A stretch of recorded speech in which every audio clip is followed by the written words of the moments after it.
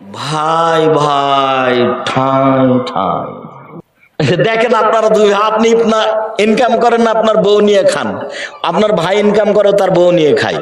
কই দুইজনের টাকা দিয়ে খুব কমই হয় কিছু। কুরবানিটাও ভাগের টাকা দিয়ে বলছে তোমার আর আমার দুইটা মিলে, আর আব্বার মিলে তিনটা মিলে একটা। পৃথিবীতে সবচেয়ে নিকট আত্মীয় হচ্ছে ভাই, যার সাথে টিকে থাকা খুবই কঠিন।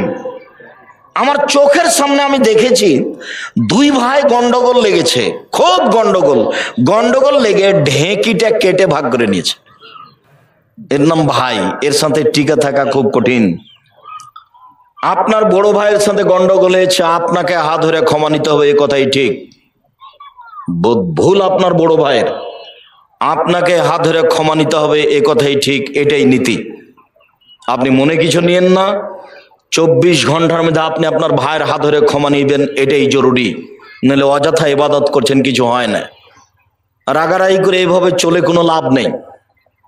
যার জন্য আমি দিনী বোনদেরকে বলি যে স্বামীর সাথে গন্ডগোল হয়েছে, না হয় তো স্বামীর সাথে কথা বলেন না।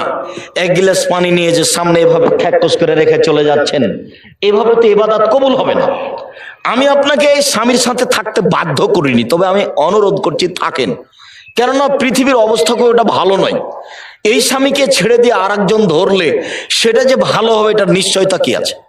বুঝলাম আপনাকে গালি দেয়, আপনার স্বামী মুখ খারাপ, গালি দেয়, এ কথাই ঠিক। আপনার স্বামীর আচরণ খারাপ, মারে, এ কথাই ঠিক। এরপরেও আমি অনুরোধ করছি, আমি আপনার দিনী ভাই, আপনার